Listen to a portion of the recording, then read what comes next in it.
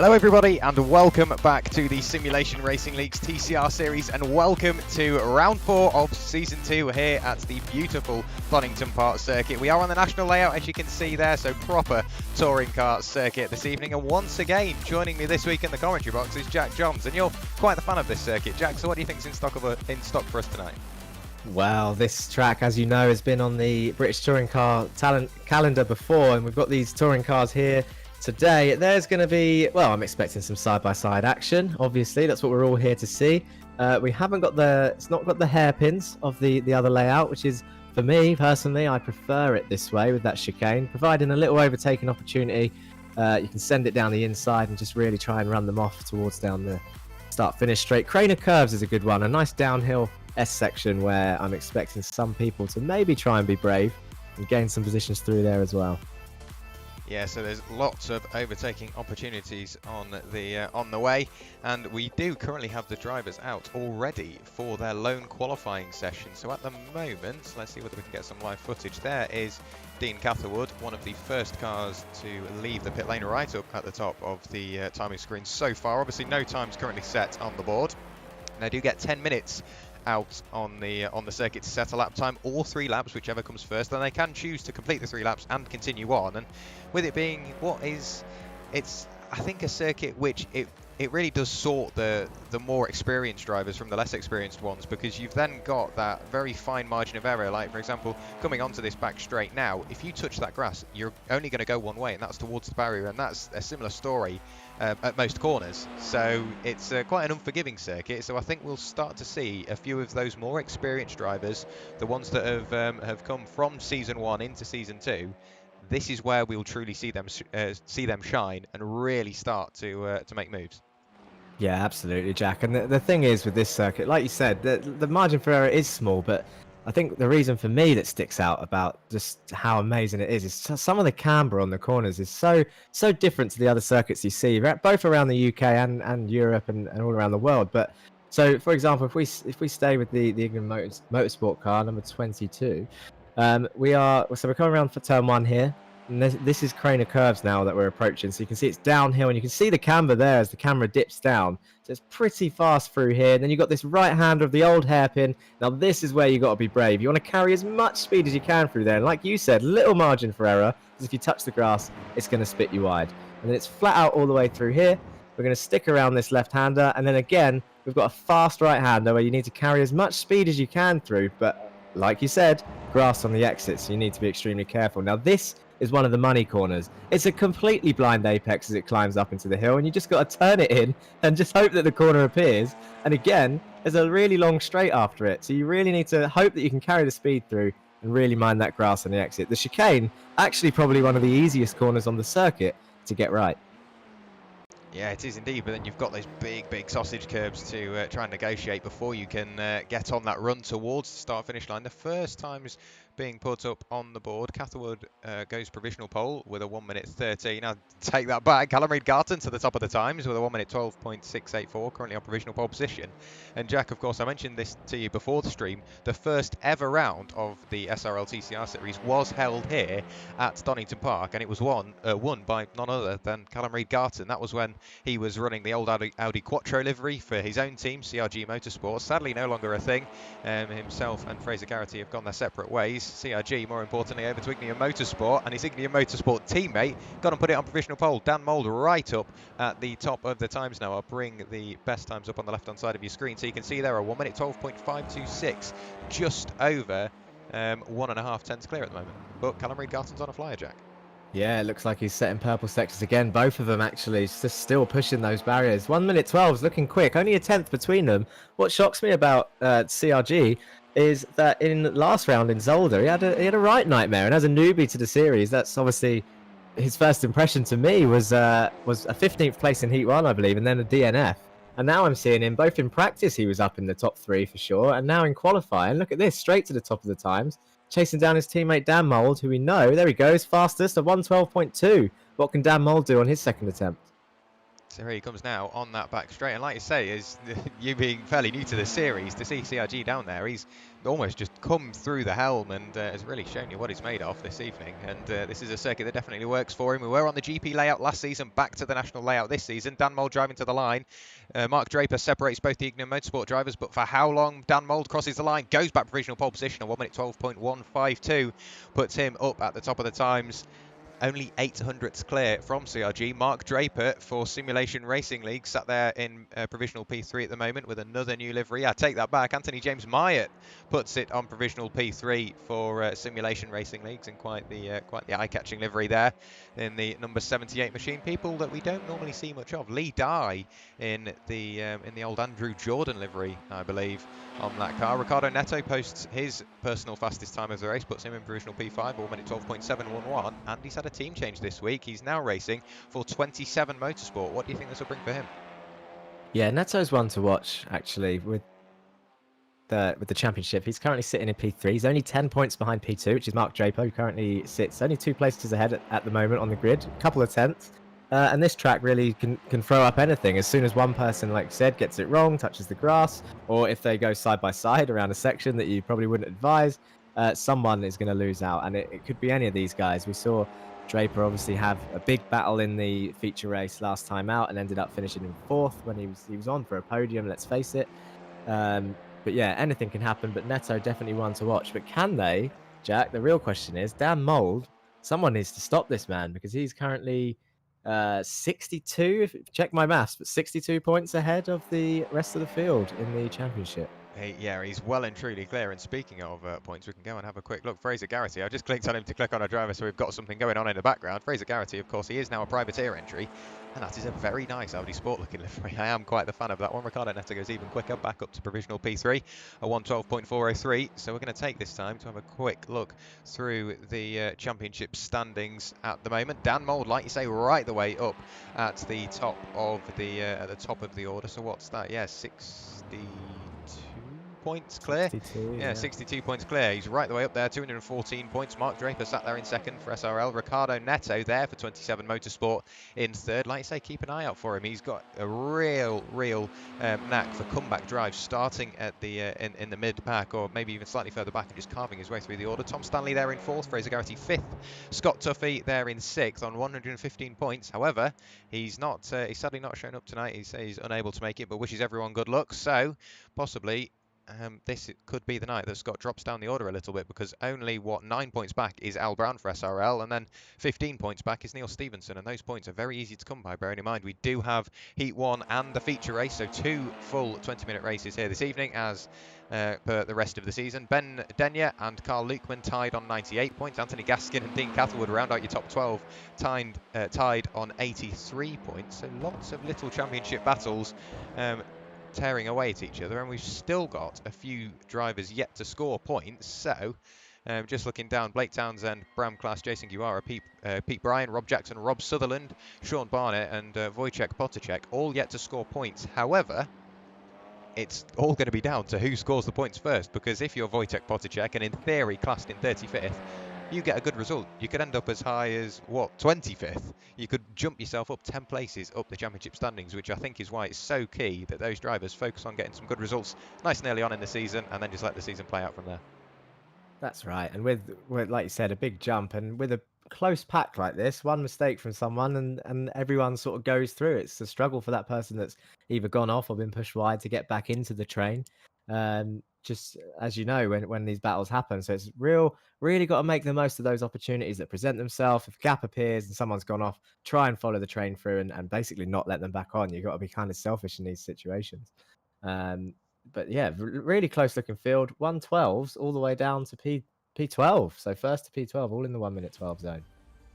Yeah, so the times, like you say, really close together, and normally we end up with a driver or two continuing on throughout the qualifying sessions just to fill in the final couple of minutes. But with still 1 minute and 10 seconds of the session to go, nobody's out on circuit, and we can't really look at the qualifying results until the session swaps over. So I'm hoping that I don't have a similar issue to what I had the other day, where the session doesn't swap over for me. Hopefully it does. I don't want to jinx it, but it's shaping up to be a very good race. I'm just looking over on the timing screen, we've got some names that we don't normally see up there. Lee Dye, of course, one of the newer drivers to the championship. Derek Pocock, there in provisional P6.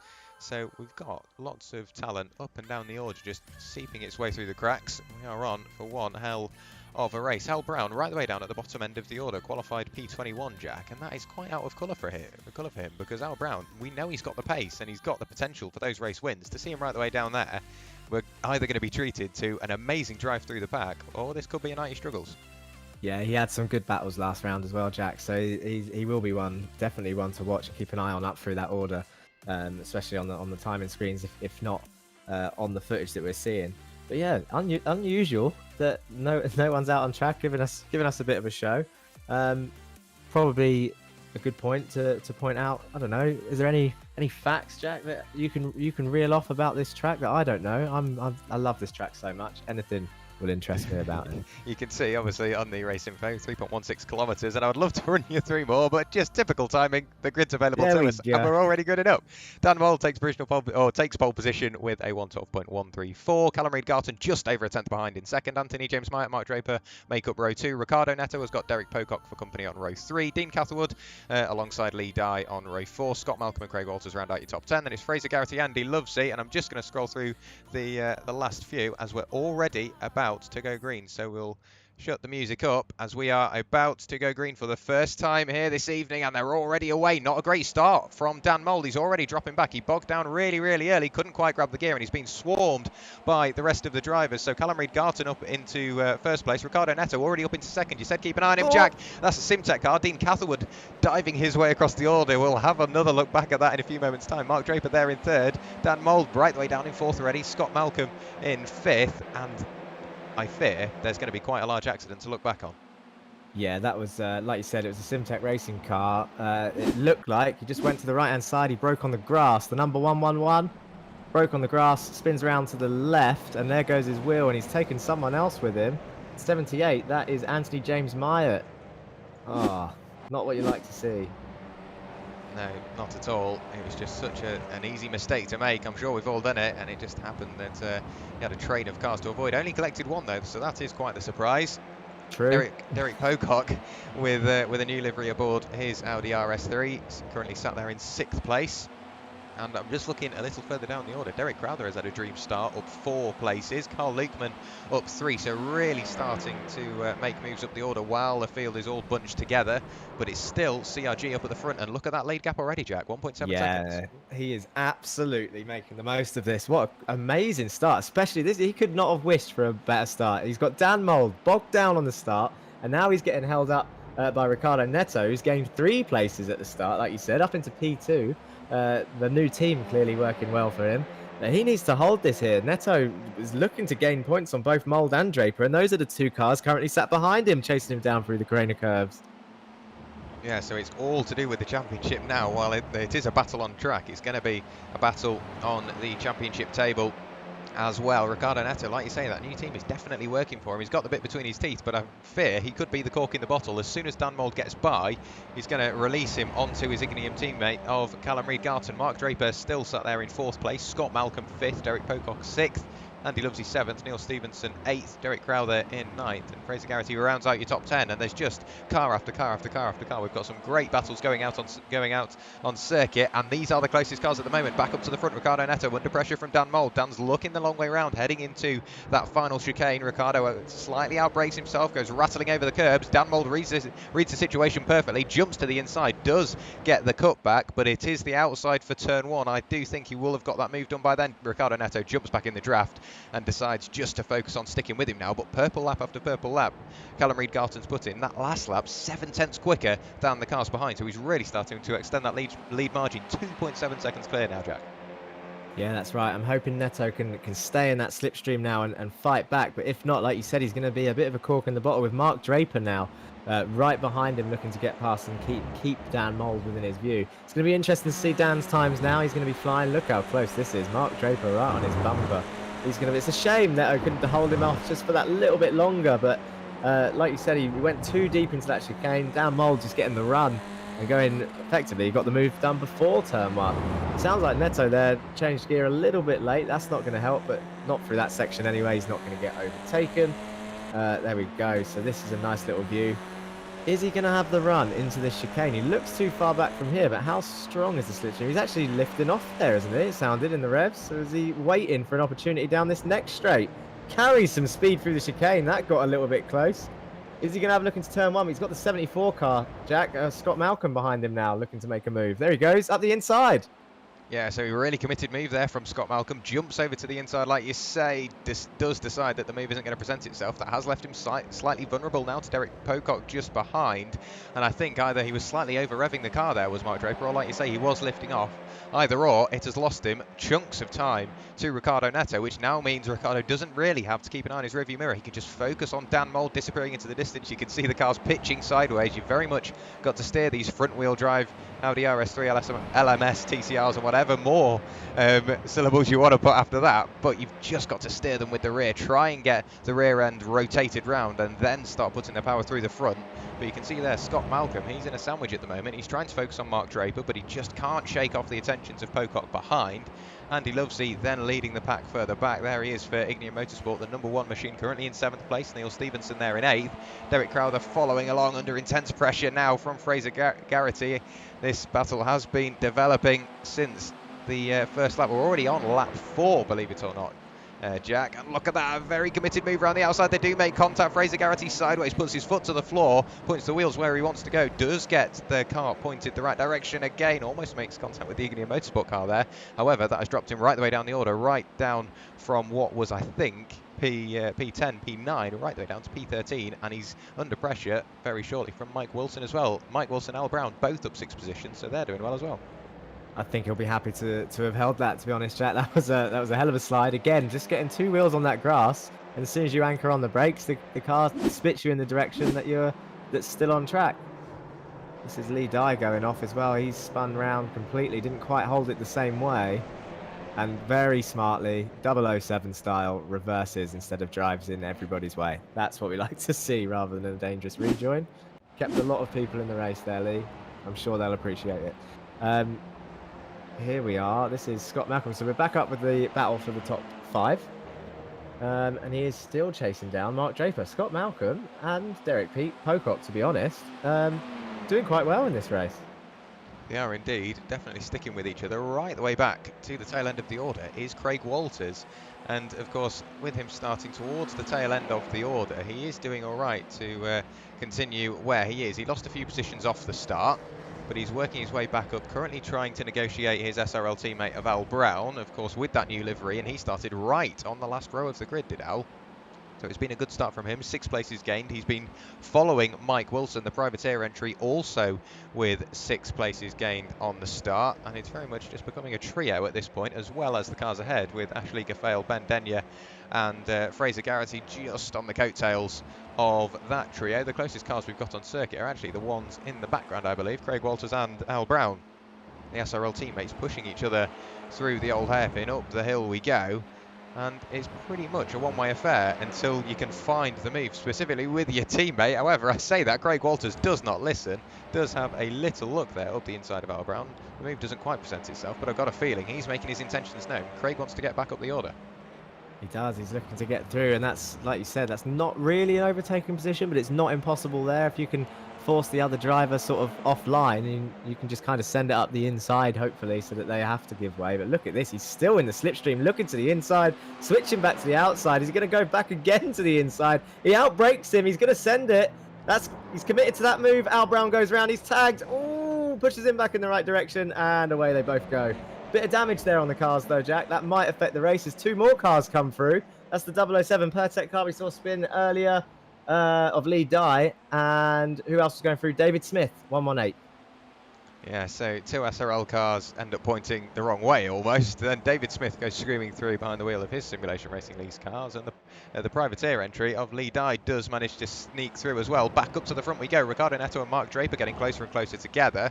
So you can see Mark has put that earlier incident behind him, and he's really starting to push on now, really piling the pressure on Ricardo Neto, looking for that final step on the podium. Of course, this is a 20-minute race, so not even at the halfway mark yet. 7 laps of the race completed.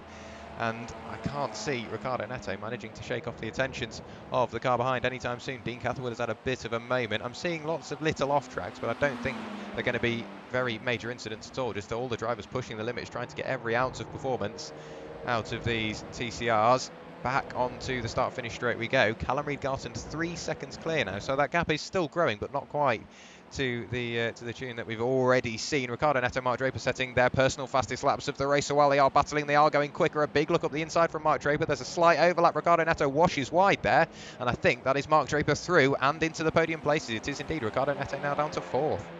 Yeah, slid too wide. Couldn't quite hold it for a side-by-side battle down through the crane of curves. Could have a look up the old hairpin, but it'd be kind of dangerous. It looks like Neto's smarter than that. He's probably just going to slot behind and stay in the race for P4 at the moment and just try and get that position back.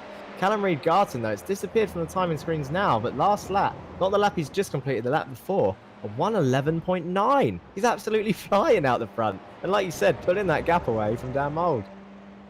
Yeah, so going quicker and quicker and quicker is Callum Reid-Garton. That would have stood him in very good stead for qualifying, let alone the race. The only driver to drop into the 1:11 throughout this race, and by quite a while as well, just over a tenth of a second into that 1:11 mark. So he's really starting to find the flow around this Donington Park circuit. There is Carl Lukeman under pressure from Ashley Gaffale behind the Ignium Motorsport driver.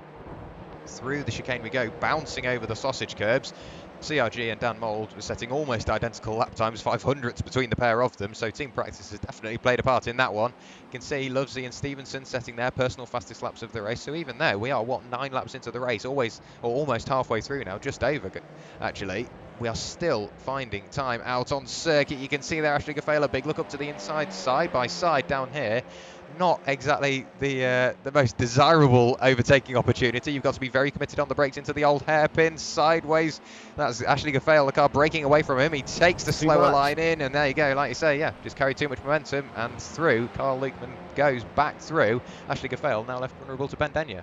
I was going to say, Ben's looking quite fast. Can he get it done? He's not going to make the most of that opportunity, not this time round, but that's what I said I wanted to see. Some side-by-side down the crane of curves, but just not being able to quite pull it off, Gaffale. Just like you said, too deep, slightly too much speed going into the old hairpin, and to be fair, Carl Lukeman read it perfectly. He was already ready for that switchback, so and away he goes. Yeah, so just starting to break free of that draft now is Ashley Gaffale, so he's slowly starting to get safe from the cars behind. There is Neil Stevenson and Derek Crowther getting closer and closer together. Derek Crowther on the inside in the green and yellow machine, and it's Neil Stevenson on the outside in the Simtech number 16. Does sweep around the outside and manage to get safe. Andy Lovesey very slow out of turn 1. I can't see anywhere that he's gone off the road. Maybe just grabbed the wrong gear or had a bit of a slowdown, but he's almost in this battle now. He's definitely in the battle. Look how close Neil Stevenson has got to the coattails of him. Through the old hairpin we go once again up the hill. The number 1 machine dropping further and further away from where he once was. Up 5 positions from where he started, so it's been a dream start for himself. However, he's at risk of losing more positions to the hard-charging Neil Stevenson and Derek Crowther. Carl Lukeman and Ashley Gaffale both up 7 positions, almost working together now to work their way up through the order. So some really big movers in the field. Yeah, that whole group, like you said, 7th all the way down to 11th have gained 5 or more positions in this race, with Ben Denyer, to be fair, into P12 up 4 places as well. Dan Mould now joins Callum Reid-Garton in the 1:11s. He done a .99, so just about. But like you said, really swapping times quite evenly, those two up there, and the gap still about the same, so not quite closing. The closest battle being this little gaggle of 5 cars. This is for some decent points here. P7 and Andrew Lovesey being the kind of bottleneck at the moment, but he's not holding them up too much. They're still going quite fast. They might even, I mean, we've got 8 minutes left. They may even still catch up. Derek Pocock, who's still holding 6th, and Scott Malcolm in 5th. Yeah, so the potential is definitely there for quite the battle. Like you say, Scott Malcolm and Derek Pocock close together. If Andy Lovesey can just bring that train of cars with him, we're going to have one hell of a midfield pack. Craig Walters currently on the coattails of David Smith, SRL versus SRL.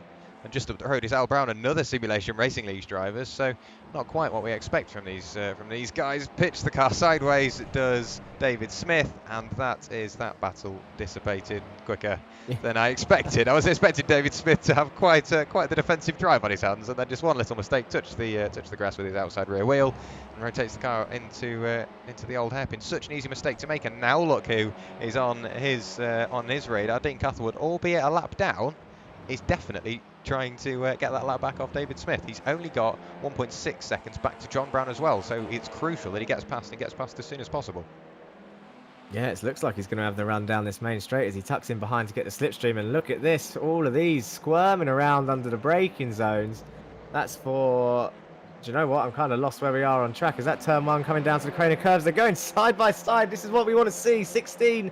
This is Neil Stevenson and Lovesey going side by side. So Stevenson, can he get the inside for the old hairpin? It looks like he's going to try hard on the brakes, but Lovesey carrying that extra speed through, doesn't go off crucially. And the SRL car, the number 13 of Derek Crowther, wants a bit, but got stuck behind the Simtech racing car. And now he's vulnerable to the number 3 of Carl Mookman. He's going around the outside. He's on the inside of the next corner. He's done that. He's broken late, close. And can he get the switch back? Derek Crowther gets the move back, and they've touched, and Derek Crowther goes off. He's off, and he's got damage. That's his race over, I fear, Jack. That is unfortunate. Really close battle in there from those guys. Yeah, incredibly close stuff from them. Like you say, Andy Lovesey was sat at the front of that. He must have had quite the view in his rearview mirror, having Neil Stevenson, Carl Leekman, Ashley Gaffel, Ben Denyer in on the mix as well. And suddenly, like I say, Derek Crowther off and into the barrier. I think that car is now destined for retirement. You can see there, yes, it does say he is out of the race, so we won't see any further action from himself. 5 minutes of the race remaining, still CRG up at the front, only 2 seconds clear now, so Dan Mould really starting to reel him in. I'm not sure whether he's setting faster lap times, but he's definitely setting more consistent ones, which is all he needs to do to bring CRG back within touching distance. There is Ashley Gaffel now looking to the inside of Carl Leekman. Can't quite get the overlap before he gets down the hill. He does need to get past, however, because Ben Denyer and Simtech Racing really looking to get past as well. You can see the car squirming around on the brakes. It just shows the amount of force that they're putting in to the brakes on these Audis just to get them slowed down, because you know they've got that inline 4 350 brake horsepower engine to drag them out the corner. So it's all about nailing that exit. You know you've got the power to pull you out. If you can brake later, you can hopefully get on the throttle that slight bit earlier and really work the car out of the corner. Under pressure still is Ashley Gaffel. Ben Denyer is looking to get past, and I think Ashley Gaffel notices, because look how far away Carl Leekman is now. That gap's really opened up. That was an optimistic attempt of an intimidation, shall we say, from Ben Denyer there into that blind right-hander. Not impossible to pull a move off there, but very, very optimistic. But look, it hasn't affected Gaffel that much. He's still on the back of Carl Leekman, so really got the speed on him. Close racing, and just going back to the corners, this track's so fast, and we've seen so many people make mistakes so far. It's all about opening up that entry as much as you can. So you really do have to use every millimetre of the track, as you can see there, the number 3 of Carl Leekman going right out to the edge of the curb. But this old hairpin, this is really a key corner here, and we just saw one of the cars go off earlier by really trying to open it up and breaking on that grass, and around he went. But not these guys, as they do use some of the dirt on the inside, but that actually will probably help the car get a little bit more turn in as they're carrying that speed through. But no run for Ashley Gaffel this time round. Can he get a better exit out of this right-hander and try and do what Ben Denyer tried? Can he intimidate him into this blind right? He's going to have a look, just sticks his nose there, but no, it's tucked right back in. That's a lovely shot of that exhaust. And you can see he's got a better line through there. He's hit the apex. Not Carl Leekman didn't. Now he's got the inside for the hairpin. It's going to be a straight drag race down here. Side by side, they're giving each other more than enough space there. Carl can definitely see that he's got that move. Is he going to try and hold it around the outside? No, that move is done. Cracking move from Ashley Gaffel up into P9. Yeah, you could see the braking performance there of Ashley Gaffel. I thought the car might swap ends. Great driving from himself. Just dipped a wheel onto that gravel, but you can see in the background now, after Carl Leekman has already lost one position, he's under pressure from losing another. Ben Denyer on the timing is in front momentarily, however. Going into turn 1, he does have to almost give back the position, and then you can see there Carl Leekman using all the track on the inside and a little bit more. The car jumped skywards as it rattled its way over the curbs, but Ben Denyer has to settle for 11th place for the moment. This is for the final spot in the top 10. So there are still points here, of course, and it's all about points at the moment. This early on in the season, if you can get those points racked up, it's really going to help you towards the closing stages. But it's still Ben Denyer just looking for this way and that, trying to get by. A little further back, we do have Lee Dye using all the road and a little bit more, going for a bit of a joker lap there on the exit of the old hairpin, chasing down Mike Wilson, doing what he can to get by. So it's privateer on privateer, and look who's in the background, Craig Walters, on an absolute mission for SRL. Yeah, and we've only got, do you know what, just under 2 minutes left of this race. The gap up front, 1.5 seconds still. So it's looking like Callum Reid-Garton absolutely still in control of this race. But look at this. Lee Dye has got to run down into the chicane. We know what people get like on the last couple of laps. Is he going to commit to this? He's broken later. Sends it up the inside. They're going to try side by side. He bounces over the curb. That's going to ruin his exit. And look at that. Mike Wilson keeps the position. And now Lee Dye under pressure from the number 69. Of Craig Walters, who has to go around the outside. There was a bit of weave in there. Can he break around the outside? It's tough. Not quite. Didn't have an overlap like you said in the laps before. You can go around the outside there. If you can just keep your car there, you actually get a better exit than the ones that are held tighter. But that, nearly a move pulled off by Lee Dye. Just couldn't quite hold it after the bounce over the curb. Now you can see there, Lee Dye really is starting to close up on Mike Wilson on the brakes. It's just on corner exit. It seems like Mike has got an extra few horsepower at his disposal, and he's just starting to tear away into the distance. But then once again on the brakes, he closes up, does Lee Dye, but he does have Craig Walters behind, the formidable force of the SRL driver, and he's really starting to push him on forward. Lee Dye looking to the inside once again. We're going to have another look at this. Who went off the track there? I think that was Lee Dye just jumping off the track, hence the slight jump on the timing screen. Craig Walters really starting to close up, but like you say, the draft isn't massively effective in these Audi RS3s. He's never going to get that slowed down. Does the nice thing, does Lee Dye? Does Mike Wilson get away with it? He does indeed. Lee Dye, knowing full well he's not going to get it slowed down. We've seen sportsmanship from him before, making sure he reverses on the gravel, slows down his own race to stop ruining other people's, and you could see there, he outbraked himself, knew he wasn't going to get it slowed down, did the honourable thing, and just says, right, I'm going to have to fire it off here just to make sure I don't hit Wilson, and he did. I think the racing gods were a little bit with Wilson there. It did look like, I know what you're saying, he absolutely did not do that intentionally and tried pulling out of it, but there was definitely a bump up the bum there through the chicane. But luckily, Mike Wilson, no issues, held it through there as we are on board here with Callum Reid-Garton through the final chicane. And he is about to take your Heat 1 victory. And there's Dan Mould in the background flashing his lights for P2. That's the gap in the end. It's around 1.2 seconds as they cross the line. A 1-2 finish for Ignia Motorsport with Mark Draper bringing it home in third. And side by side in the background is Neto and Scott Malcolm. Not quite doing it. Neto in fourth, Malcolm in fifth, and Pocock holding sixth place. Yes, great stuff. Yeah, great stuff there. Neil Stevenson finishes in eighth, with Ashley Gaffale just crossing the line in ninth. Lukeman rounds out your top 10. That was an incredibly close finish between Neto and Malcolm there, and we knew Neto was definitely on a mission, and we know he's a quick driver. We know he's got the potential. So does Scott Malcolm, and indeed it definitely showed this evening with them being closer than any other finisher here. It just got the final few crossing the line. Lee Dye does eventually cross the line in 16th place. I think he did lose out to Craig Walters indeed at the end. So we do have the 5-minute warm-up in between the races. Let's have a quick look at the results from that race. There we go. Callum Reid-Garton takes to the top step of the podium for the first time this evening. We may end up seeing him there for another time this evening. Of course, we do have the feature race on the way, another 20-minute race, but crucially, the top 12 completely reversed. So Fraser Garrity is going to be on pole position. Callum Reid-Garton, however, does take P1 in race 1 of the night. 1.2 seconds clear of his Ignia Motorsport teammate, the number 80 of Dan Mould. Mark Draper rounds out your podium. Then it's Ricardo Neto in 4th, Scott Malcolm 5th, Derek Pocock in 6th, Andy Lovesley 7th, Neil Stevenson 8th, Ashley Gaffale in 9th, and Carl Lukeman rounds out your top 10. Ben Dana finishes in 11th, and Fraser Garrity finishes in 12th and puts himself on pole position for race 2. Spotify clearly not wanting to play ball. Then it's Craig Walters in 13th, Mike Wilson 14th, Al Brown 15th, Lee Dye 16th, David Smith there in 17th, John Brown down in 18th. We should only have a few more to go.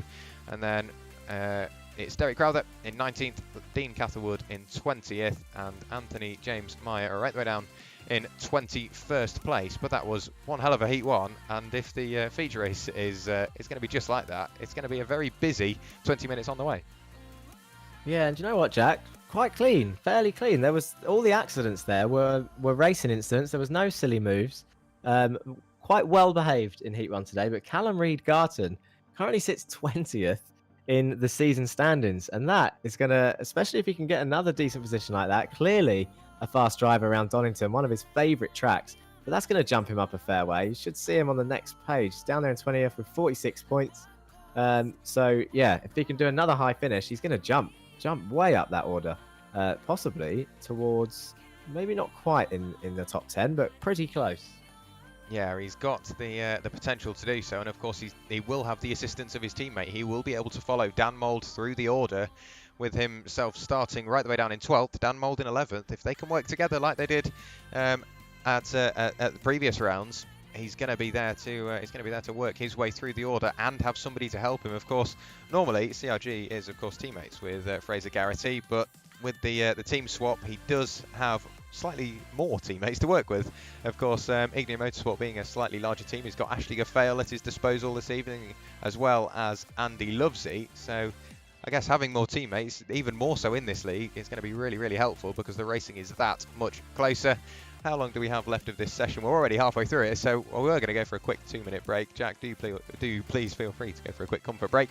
And I'll just rattle through whoever is in the chat. We do have Nick McLaughlin in the chat. Hello, mate. Welcome to the stream. Looking forward to some good racing. Well, you've definitely been treated to some in Heat 1. Stuffy just saying, yeah, he's unable to make it tonight. It's such a shame, mate, but I hope to see you out next round. SM Computer Solutions, of course, SRL sponsor and, in theory, sponsor of this championship. Welcome. Pete Plasto, welcome to the stream. Great TCR action as normal. Yeah, absolutely. And Damien Hurst, welcome to the chat. Hello, mate. How are you doing? Let me know what you thought of Heat 1. Of course, that was an incredibly exciting race, and I expected nothing less from the SRL TCR Series.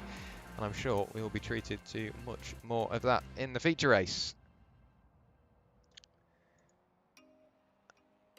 We do have a few more drivers just taking to the circuit. We'll have a quick look who we've got about. John Brown sat there just turning a few laps. You can see there only a minute and just over a minute left of this warm-up session here at Donington Park. 1:22.8 for John Brown, not the quickest time we've seen all night. And something I wanted to bring up, Jack, I'm not sure whether you're still with us.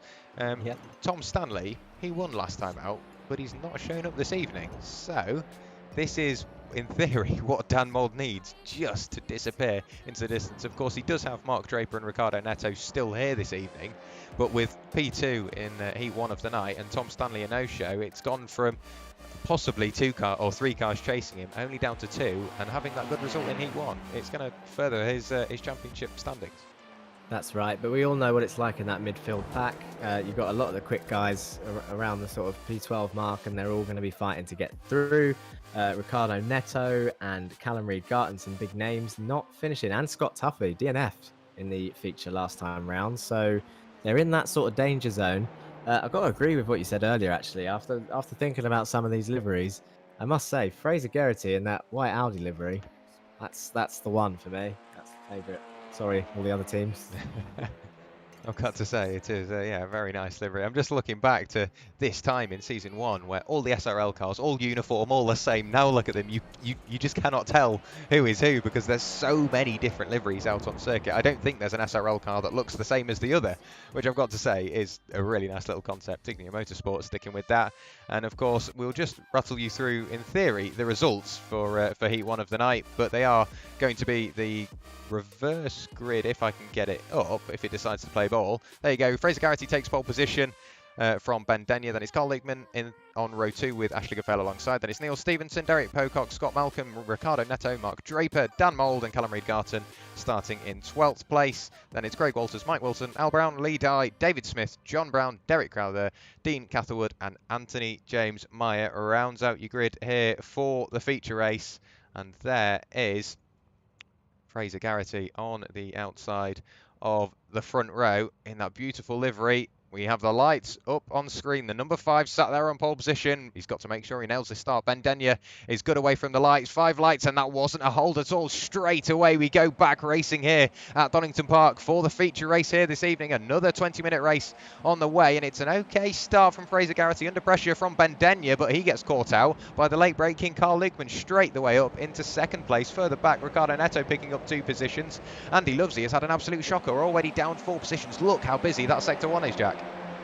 Yeah, Carl Lukman actually having a cracking start. He had the run on Fraser, really, but the run down to turn 1, not quite long enough. Look at the gaggle of cars coming down through the crane of curves. Someone getting squirmy there through. Oh, they touched. The teammates touched. That's the 2 Ignium Motorsport boys.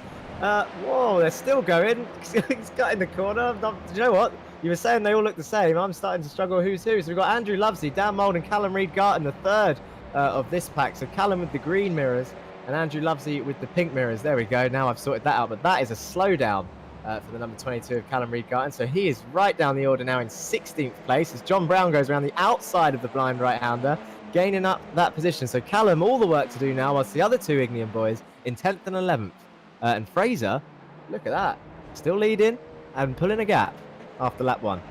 He is indeed out the final corner. We go a second clear now. I think that's mainly because Carl Leekman has got a slowdown. Look at him pulling over to the right-hand side of the circuit, getting out of the train of cars. It's the worst possible time for him to get a slowdown. Either it's some sort of major mechanical issue or one hell of a slowdown. He's gone from second place right the way down to what will be 14th, possibly 15th now. And it could even be 16th if Brown can get by. So he's had an absolute shocker. We've got a car off on the inside, I think I saw there. Yeah.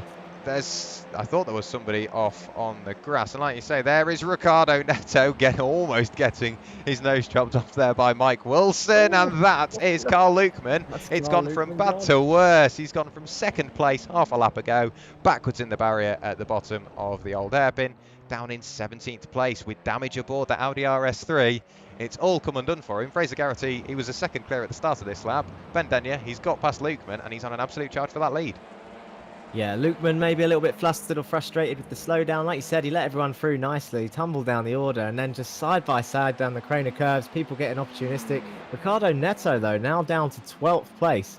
So I'm not sure if that puff of smoke around turn 1 was something to do with him, and we saw him in the middle of that sort of free wide battle, effectively, down the crane of curves. But Fraser trying to control this race up the front with Bendenya chasing him down. I'll tell you who we won't miss livery-wise.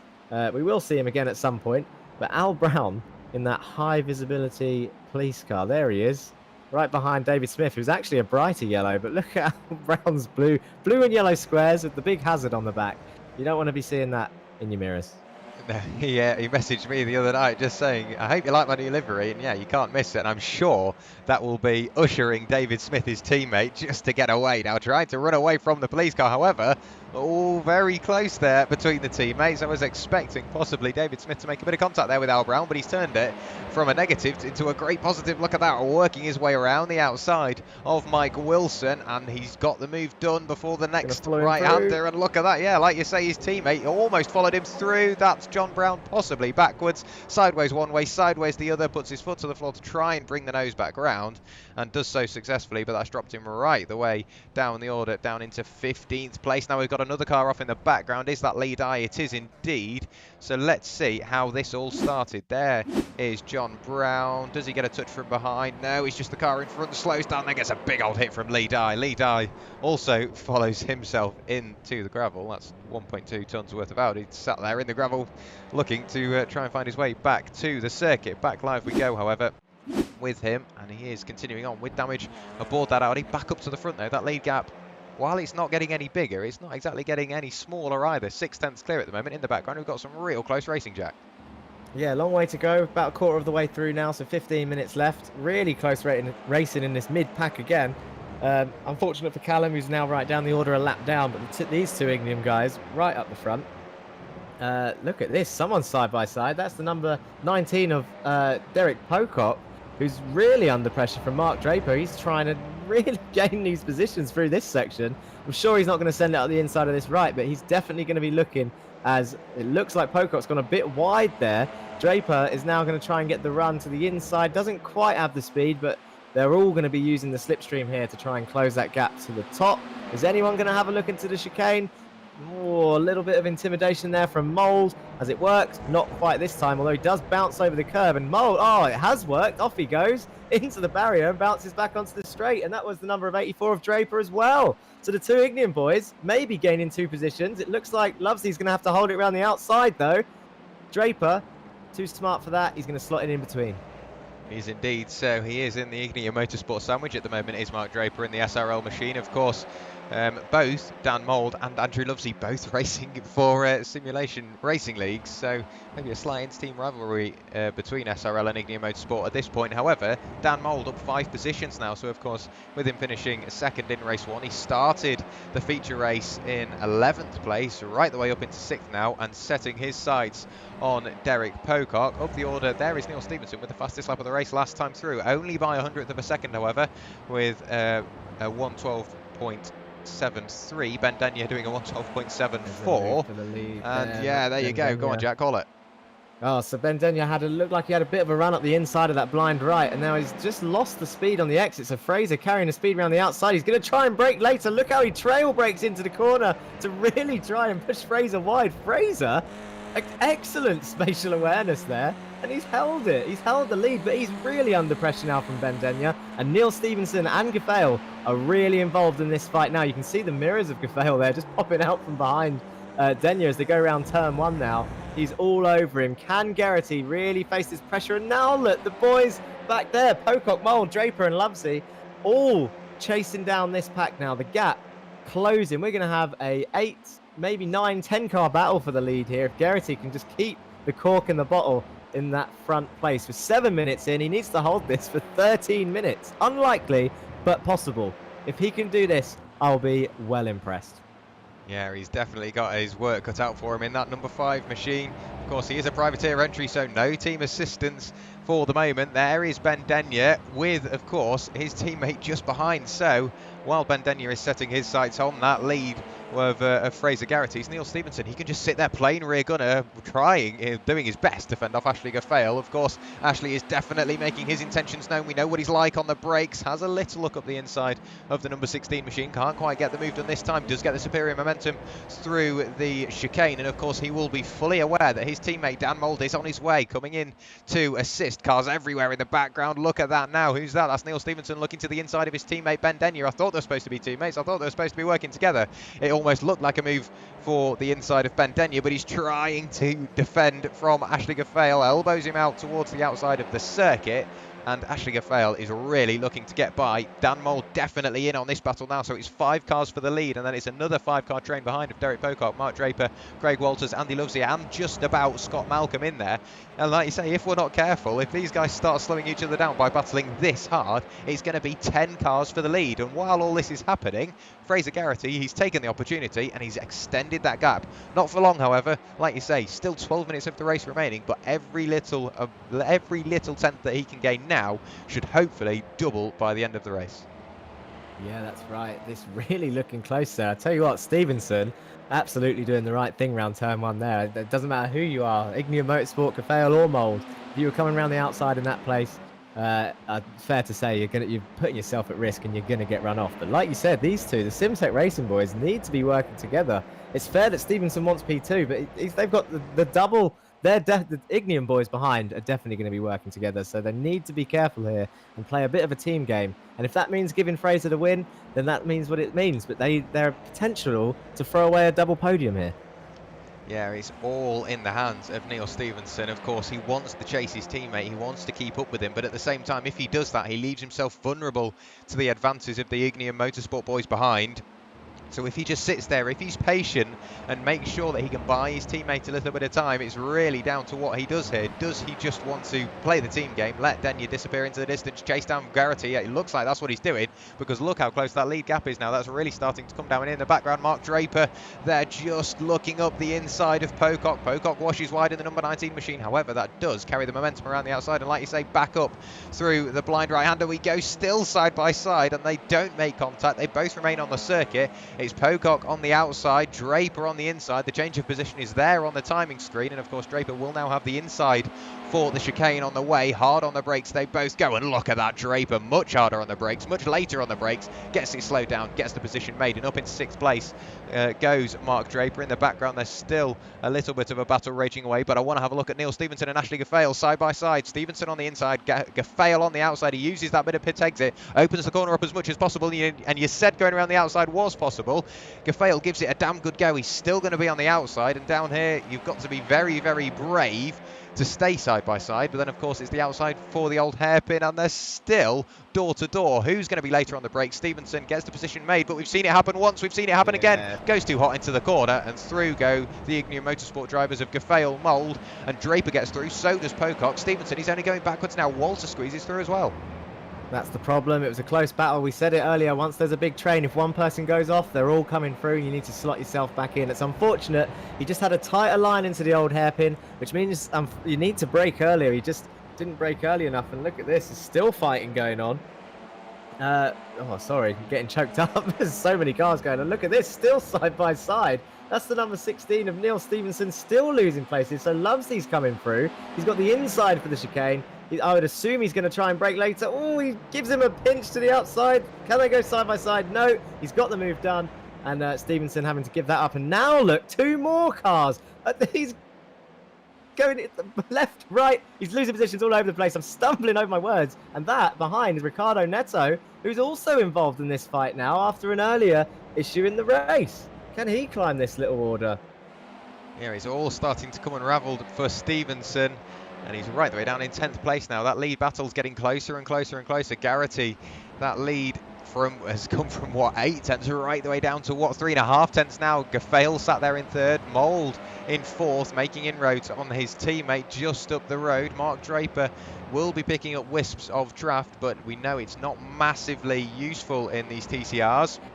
Pocock, a little look up to the inside, does carry the superior momentum. You can see Draper goes defensive. Of course, 2 wide through here. We've seen it's possible, and we've seen it overtakes possible. You've just got to make sure you set it up a couple of corners before. Get the driver in front, knowing full well that you are ready to get by. Pocock looking to the inside now. You can see in the background Lovesy with his lights ablaze, letting Walters know his intentions, letting him know that he wants to get by. And you can see Pocock and Draper still trying to spar away up at the front as well. And the Igneo Motorsport guys getting closer and closer together. It's just too close to call. We've just passed the halfway point of the race. 7.5 minutes of the race still to go. Igneo Motorsport guys in the background side by side, and somehow Fraser Garrity and Ben Denyer still P1, P2. Yeah, Gaffale really defending from Mould there. Pushed him towards the grass and put Dan right on the outside line for turn 1, but it looks like Mould has somehow now got the inside for the old hairpin, so they must have had a little battle around turn 1, and that move is done, I'm afraid to say, up the inside of the old hairpin. Dan Mould is released, up 8 places, currently in 3rd. He touches the grass. Has that ruined his run? 85. Gaffale is going to have a look around the outside of this right, and Dan repays the favour and squeezes him towards the grass. That move is complete. Round this right-hander now. Dan Mould up into 3rd, and he is released to chase down Ben Denyer and Fraser Garrity with 7 minutes to go in the lead too, and he's right there. He hasn't got far to go. Mark Draper now all over the back of Gaffale. He's going to want to get that position so that he doesn't lose too many points to Dan Mould. And of course, anything can happen in this race. Dan could make a mistake. It's unlikely. Look at this. Is he going to go up the inside of the chicane already?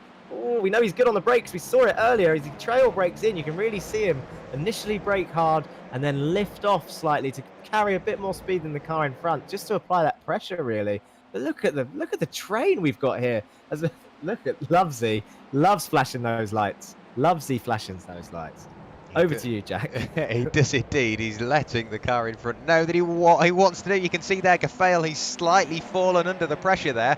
Draper still hot on his heels. He runs very wide through turn 1, does Gaffale. Draper looks to the outside in towards the old hairpin. Can't quite get the move done there, but now look what's happened. Gaffale has obviously taken the momentum out of Draper, and Pocock is there. Well, he's off the track is what he is, and Walters is now looking to the outside. You've got to be very brave. Jumps over to the inside, uses all the grip he can find, and then can he get the cut back in towards this right-hander? Looks for the cutback there, doesn't carry the momentum. Such a tricky place to overtake. It is possible, like you said, Jack, but can't quite get it done. You can see Stevenson running wide, still right the way down in P10. It's all come undone for himself, and look how close Dan Mould is now, tucked underneath the rear wing of Ben Denyer, looking to the inside in towards the final chicane. The final couple of corners on the way. Who's going to be last of the late breakers? I've got a feeling it was going to be Dan Mould, but look at that. Ben Denyer finds what 10 metres of extra braking performance, jumps on the brakes much harder, much later, and defends that position, and crucially does keep that gap open to Dan Mould. In the background, Gafale and Draper swapping positions. Gafale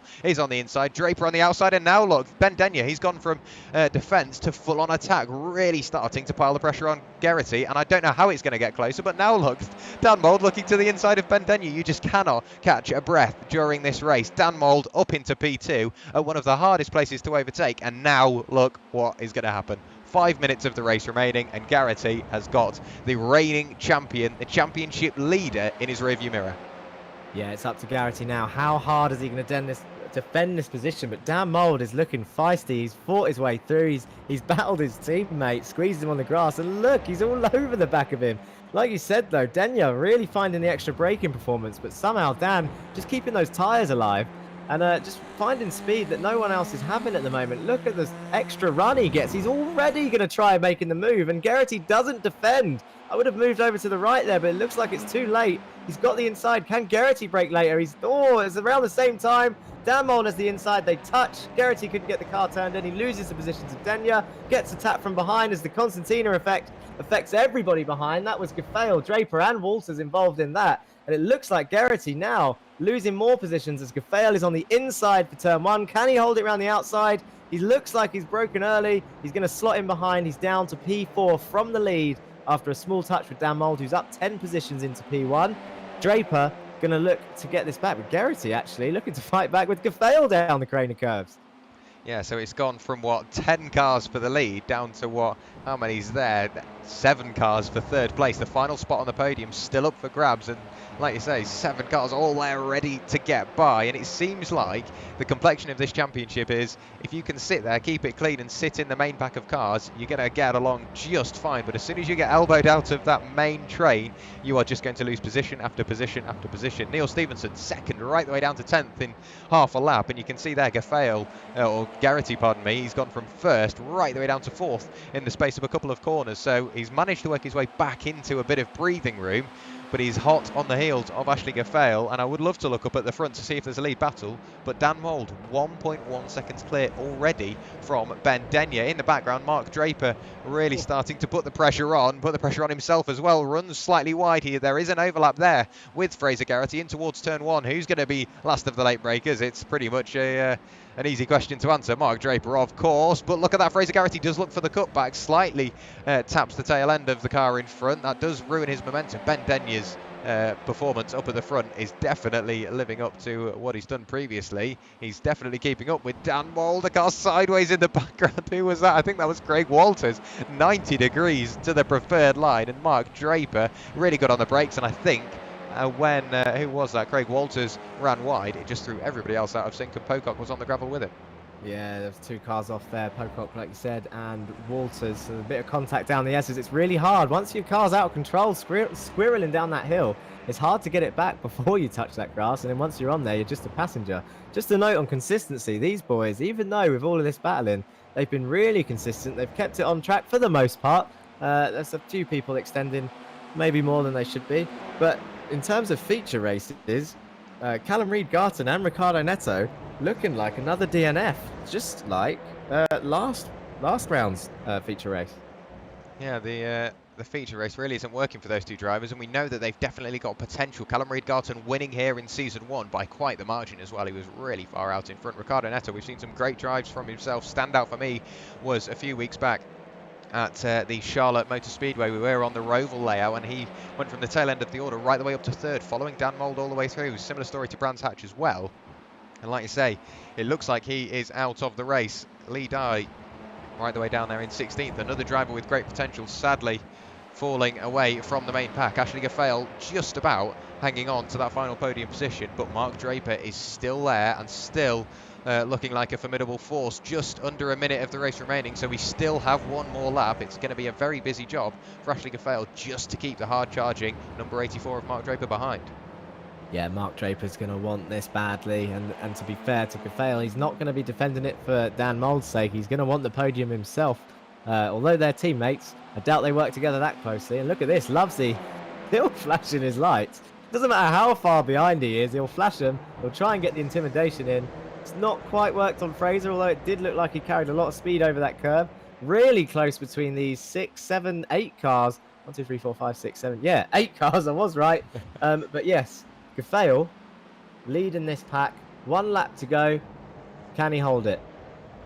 Yeah, it's only going to get closer, I think, from here. And as much as we like to see the leader come over the line, we may end up missing it this time by. Look at that. Derek Pocock now side by side with Craig Walters, who ran slightly wide through turn 1. And Craig Walters' textbook move, picked the position where he needed it, and then up into 9th place. We heard a car running slightly wide there. Dirt being kicked up from the car in front. Neil Stevenson wide in the background once again. Look at Ashley Gafale under pressure from Mark Draper. Mark looks to the inside, in towards the left-hander. He's going to be the outside for the right-hander.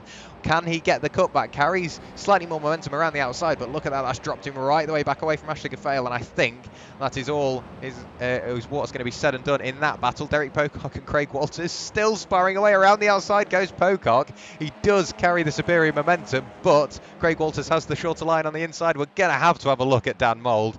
2nd place in race 1, reigning champion, championship leader of season 2, and now race winner of the feature race here at round 4. Across the line comes the number 80 of Dan Mould to win the feature race of the night. The race isn't over in the background though. Look at that, Ashley Gafale using the grass to cross the line. Mark Draper in 4th. Andy Lovesey manages to take home 5th. Scott Malcolm 6th. Fraser Garrity 7th. Craig Walters in 8th. You can see there Neil Stevenson not happy finishing down in 10th place. He styled that out quite nicely actually, managing to work his way through turn 1. Al Brown crosses the line in 11th, and Carl Leekman rounds out your top 12. And we thought Heat 1 was close, and it's still not finished here in the feature race, Jack. The Browns battling away. You can see there John Brown. That was John Brown battling Mike Wilson there, just tapping each other as they cross the line. A little bit of a love tap just to celebrate the finish of that race. And we thought Heat 1 was close. The feature race, it couldn't have got any closer. We say that every week. That's true. These touring cars just breed good racing, especially around circuits like this. It's such a wide, curvy circuit, and the camber just makes it great for racing. And it's quite technical actually, but these boys really made the most of it. As we see some punctures and damage from all the gimmicks after the checkered flag, but at least it didn't happen during the race. Yeah, that was one major race in the championship. You could see everybody enjoyed themselves. Neil Stevenson, a dab of opposite lock after jumping on the handbrake. Everybody enjoyed themselves, and I've got to say, that night has flown by. Annoyingly, it's already over. I could deal with another 2-3 of them races. It's absolutely brilliant stuff. And I've got to say, the different layout from season 1 definitely helps the racing. Of course, season 1, it was just 40-minute races. Season 2, we do have 2 20-minute races, and it really does help the championship get closer. We do have results available to you. And Jack, would you like the honours? Yeah, let's go through it. So Dan Mould takes the win of the feature by 3 seconds in the end. And let's not forget, he started down in 10th place, was it? No, 11th place it would have been. So because he finished 2nd in the Heat 1, so taking the win by 3 seconds. Ben Denyer doing well to hold on to P2. He was there pretty much most of the race. Ashley Gafale taking P3, Mark Draper in 4th, Scott Malcolm 5th, Fraser Garrity falling from the lead down to 6th place in the end, but still a strong finish. Craig Walters in 7th, Derek Pocock takes 8th, Neil Stevenson, who we saw drifting around the circuit just there, in P9, Al Brown in P10, Carl Leekman in 11th, John Brown in 12th, Mike Wilson 13th, David Smith 14th, Andrew Lovesey 15th for Ignia Motorsport, the number 1 car. Lee Dye, the 007 car, had a bit of bad luck today, but down in 16th. Ricardo Neto and Callum Reed Garton, 17th and 18th place in the end, 3 and 5 laps down. Dean Catherwood in 19th, Derek Crowther in 20th, and Anthony James Meyer in 21st place, rounding off the field. Thank you very much, Jack. And I've got to say, that was an incredibly close race. Just looking at Scott Malcolm and Fraser Garrity's time, 2/10 separating them at the line. And in motorsport terms, a lot of the time, that is an absolute eternity. But in these TCRs, that is an incredibly close finish. And of course, the championship is only going to get closer. And I've just noticed how close John Brown and Mike Wilson were. Only a 10th separating them two as well. One of the closest races we've seen all season. And I'm sure we have a few drivers waiting for an interview. We do. And Jack, I'm going to give you the pick of the bunch for the first interview of the evening. This is an honour. Let's go for I would like to speak with, let's go for Mark Draper. He's normally involved in some battles. Let's bring Mark Draper in with us. So P4 in the end with the feature. Mark, really close battling across the field, and you were involved in a majority of that gaggle of cars, about 8 cars, I think. And you came out in P4 in the end. Tell us how it was for you. Nightmare for me personally. I just couldn't deal with this track tonight. I was just dead slippy front end. I had no confidence with it whatsoever. But I kept going for it because in these races you have to make progress to go forward. But no, Dan had the better of me again. Bugger. Yeah, so a little bit of frustration there with Dan, obviously extending the points lead this time round. Yeah. But we've got a few rounds coming up. I'm sure you're not defeated after 4 rounds, and you're gonna No, want to not get at him all. back. No. Have you got any favourite tracks coming up, Mark? I don't know what is the next track. I've not really looked. I've just been taking it week by week, to be honest. But yeah, but just this one wasn't my favourite. But tell us a bit more about. So you said, was it the front end you said was slipping around the circuit? I think I was being a bit too aggressive on the throttle. I was just getting a lot of wheel spin, getting no traction out of corners. And then when I was on the brakes, I was maybe a bit too hard, and the front was pushing a lot, so I couldn't turn in. And when I did turn in, the car wasn't going where I wanted it to, so I was going a bit wide, as you probably would have seen from the off tracks. Yeah, there was a few people suffering from understeer out there. There was one move where you absolutely, well, I was surprised the brakes worked. It was so much later than the guy you were passing. I can't remember who it was at the moment, but yeah, the really late brakes into the chicane. Quite a few moves made there into that final chicane. But Yeah. overall, happy with P4? I am for this race, definitely, yeah. I would like to beat Dan, because I have to start beating Dan, or the championship's not going to be, I might have no chance, but maybe it's next week. Yeah, you need to close that points gap, and we wish you all the best with that. Thank you for coming in for the interview. As before, you know the drill by now. Is there anyone you'd like to thank or say hello to before we let you go? Yeah, just all the guys at Race the League, and just you guys for doing a good job as always. Oh, thank you very much, Mark. Over to you, Jack. So thank you very much for joining us in the commentary box, Mark Draper, and of course the next race is at Nürburgring on the 9th of April. So hopefully we'll see you there. Good luck for that one. Right, thanks. Cheers.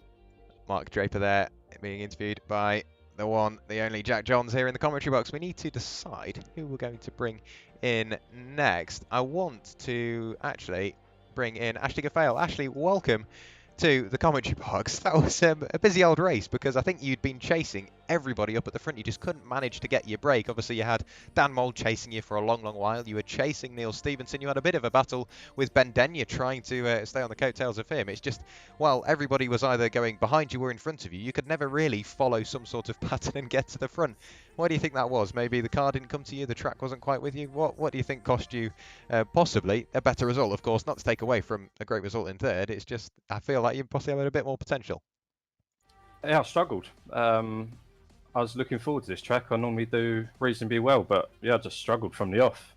I had a poor qualifying, so that put me down to, I think it was 18th for the first race. So the first race was just a matter of just playing it safe and just hoping people went off in front of me and picking up places.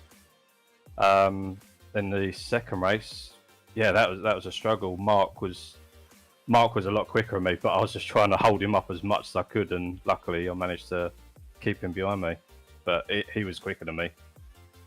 Yeah, I was going to say, it definitely looked like an incredibly busy job just to try and hold out in front of him, and then when he got by, like you say, he just slowly started to extend that gap. You no longer, oh no, you are still part of Ignia Motorsport, of course. I'm getting you confused with Fraser Garrity, but that's something I did want to bring up, of course, because a lot of drivers changing teams, some of them becoming privateers, some of them joining an established team. Having that teammate with you out on circuit, how much does that aid you in trying to get past drivers? Is it good having someone playing rear gunner, just defending you, or is it more just more another thorn in your side because, of course, you've then got that teammate rivalry? Yeah, to be honest, on the second race, I had Dan obviously catching me up. He's quicker than me. He's always going to pass me, but I don't make it easy for him. I try and fight him as hard as I can. One, it's because it's Dan, and two, it's my teammate. But yeah, that's the downside sometimes of being a teammate. Obviously, you have to be a little bit more careful because you don't want to cause a silly accident. Yeah, of course, that will always be playing in the back of your mind. Well, it is great to have a good old race with your teammate, but I mean, full well, one little touch and it can drop you right the way down to the bottom end of the order. So I can imagine it is quite a handful trying to keep Dan behind, and even more so when he's your teammate. But Nürburgring in 2 weeks' time, is it a circuit you like, a circuit you hate? Talk us through what you think of the Nürburgring GP layout. I think I've only done it once before. I think we've done it last season. And I can't really remember it, to be honest. So It was the final round. be a few practice laps and see how we go. Well, it definitely looked like a strong performance tonight, and of course, let's hope that momentum carries forward to the Nürburgring. Before we let you go, you know the drill by now. Anybody you'd like to thank or shout out? Yeah, just obviously thanks to the guys for putting the race on and having a good race again. Great stuff once again. Well done for P3 this evening, and of course a strong performance in Heat 1. We'll see you in 2 weeks' time at Nürburgring. Cheers. That's Ashley Gafael there, and we've got to bring him in, Jack. I'm going to have to leave him to you because I've interviewed him thousands of times, and I'm sure you'll come up with something that I haven't asked him yet. But Dan Mould, he's all yours. Well, here he is. I suppose from your point of view, Jack, it's like the Lewis Hamilton of this league. He's up the top end all the time. Here he is again. He's won this race. He was P2 in the last race. Dan Mould up 10 positions. How are you feeling, Dan? Is it boring for you yet, or are you relishing with another race win around Donington? This one I'm relishing because I'm on my new setup, and I was fearful that I was going to be off pace for a few weeks. Static rig, new pedals, triples, gone from VR. It's just everything's completely new. But I put a few laps down in the week and got on pace. So yeah, and I've really enjoyed it. I've enjoyed the experience of being in this setup. It's been amazing. Yeah, brilliant. Loved it. Streamed the whole race as well, so it's gonna be good to watch back. It's been waiting for this for a long time, chaps. Long time. My own sim room, everything. It's just what dreams are made of, isn't it? Right. sounds like you're plenty comfortable this week now in this setup. We just spoke to Ashley Gafael, obviously your teammate.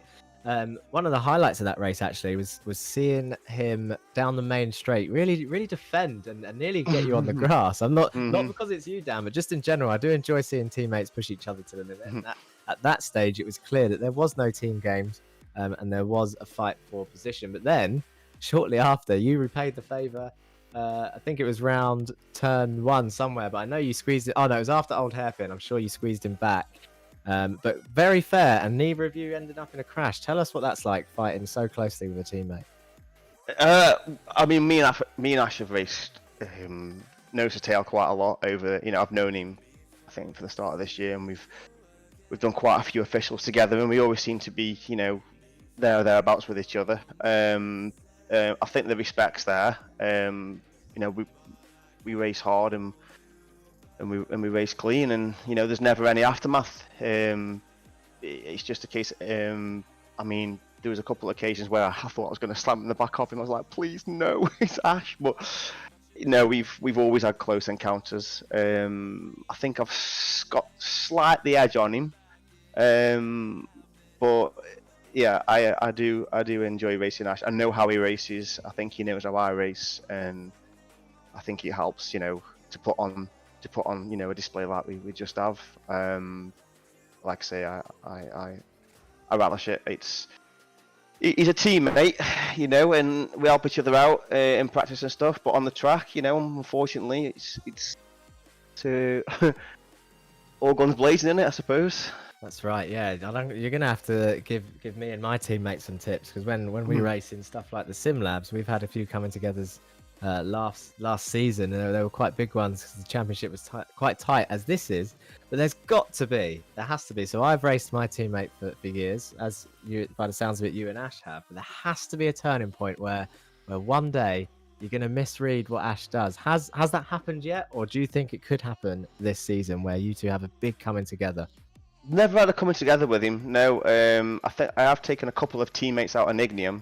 Ash hasn't been one of them yet. The only one thing I can remember about Ash is that he bollocked me once in for qualifying, and I was literally on his backside, and he just told me to fucking move out the way, something, and that's stuck in there. But yeah, it may happen, it may not. But if it does happen, it won't be done on purpose. It'll be an accident. But hopefully, it won't happen.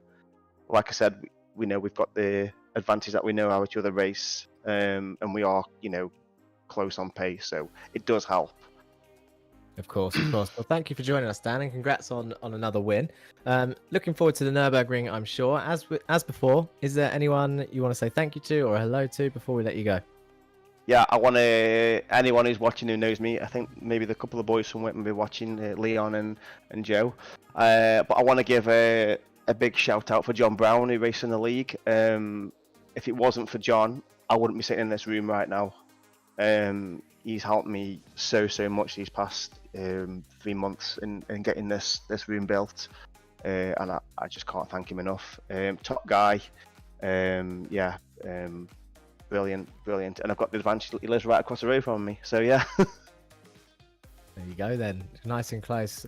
Nice words there from Dan Mould about John Brown. Apologies, Channel 4 BBC for the language of Mr. Mould, our championship leader, but he's that's fine. It may be just a reprimand this time round, but I'm sure not too much of an issue. Over to you, Jack, for another interview. I think, you know what? Yeah, you know what? I was going to round it off there, but let's see who we can bring in. Who have we got? We're gonna bring him in. Screw it. We're gonna bring him in. Ben Denyer, welcome to the commentary box. You're lucky we were just about to let everybody go, and we thought, you know what? Let's get another interview in. Ben Denyer, welcome to the commentary box. That was eventful, I think, is the best place, the best way to put it, because it seemed like you were in second place and nowhere else. Because of course you started in second, and I never really saw you move up nor down. You were chasing Fraser with everything you had, and then of course you had Dan Mould on your case as well, and it seemed like quite the busy race for you. Yeah, it was very, very busy actually. I'm quite surprised with the result actually. I thought I would just sort of slowly slip back, but I was just trying so hard. I don't think I've tried so hard in a race before, but yeah, that was good fun, really good fun. I was just trying so hard to get sort of keep up with Fraser at the beginning, and then I was watching my mirrors at the same time. It was like trying to sort of juggle the mirrors as well as looking forward. It was quite very, very eventful. Yeah, and speaking of your mirrors, we were talking about it on stream. Your mirrors at various points of the race would have been full of your teammate Neil Stevenson, but then trying to fend off the Ignia Motorsport pair of Dan Mould and Ashley Gaffale, that slight mistake put him wide, dropped him right the way back into 10th place. Did that make you feel slightly vulnerable, knowing full well that you don't have somebody watching your six, and if you're in an Ignium sandwich, there's only one way it tends to go?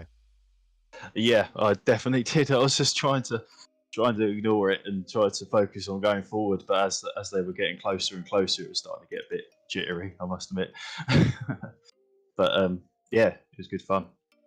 Yeah, it looked like it was a very fun race. I could see Craig Walters in the chat say that was a really good race. And I've got to say, we thought Heat 1 was incredibly close, but the feature race of round 4 tonight has got to be one of the closest rounds we've seen all season. And let's hope it continues on. In 2 weeks' time, we go to Nürburgring on the GP layout. Of course, we were there for the final round of Season 1. You weren't there. So you haven't got, I'm assuming, massive amounts of experience with these drivers in these cars around there. What do you think is going to be in store for you? Yeah, well, it's going to be difficult actually. I've never driven that circuit before actually. I'm quite new to iRacing. I've probably started in March last year, so yeah, I've done the big Nordschleifer circuit, but I've never actually done the smaller one. So that'll be good fun. That'll be interesting. So I'm just going to go and see how I can do my best and see what happens. Yeah, of course, that is all you can do, and you did incredibly well tonight here at Donington Park with a second place in the feature race. Another good haul of points for yourself and SimTech Racing. So let's hope this momentum carries forward into Nürburgring. But I'm sure, as you know by now, we're just reading it from the script, may as well be. Anybody you'd like to thank or shout out before we let you go? I just want to say thank you to the STR crew. Really, they've helped me really through learning how to drive this car and helped me with a few little tips and here and there. It's sort of made me get quicker and quicker and more comfortable with the car. And yeah, just want to thank you guys for doing the stream. It's I mean, I watched the pretty much second half of last season on the stream, and that's where I sort of come from. And I want to have a go at this, and yeah, it was good fun. Well, you've definitely, no problem, you've definitely joined the crowd, and we look forward to seeing you in 2 weeks' time at the Nürburgring. Yes, will do. Thank you very much. Bye-bye. See ya. Ben Denyer there in the commentary box with us, and he had an incredibly busy race, and you've got to think, being passed by Dan Mould, normally that takes the wind from your sails, but he just kept his foot planted and only lost about a second to the eventual race winner, and I've got to say that is no mean feat. We mentioned it during the race, but it's even more so when you see it in slow motion. You could just see that he's following the lines exactly that Dan Mould is taking, and that's definitely the way to do it. But annoyingly, Jack, it's that time again. It seems like this evening's gone much quicker than any of the others, which in theory it has, but we've already got to say bye. Yeah, it's that time again. Thank everyone in the chat. Thank you everyone that watched. It's good to be back. Good to be with you, Jack. Yeah, as always, it's an absolute pleasure to have you in the commentary box, and yeah, it's always nice to share the action with somebody else in the commentary box. You've definitely taken a fair weight off my shoulders just trying to keep up with everybody in the championship. And like I said, everybody, we do have Nürburgring only 2 weeks away. I'll get the exact dates for you in just a few moments' time. It is on the 9th of April. We head to the Nürburgring Grand Prix layout. Of course, we were there for the final round of last season, and we're going to be going there for round 5 of this one. The championship is pretty much closer than it's ever been in the mid-pack, so lots of battles to look forward to. Thank you, Jack, for joining us in the commentary box. Thank you, everybody in chat, for all your support throughout the race, and we'll see you in 2 weeks' time at the Nürburgring. Bye-bye.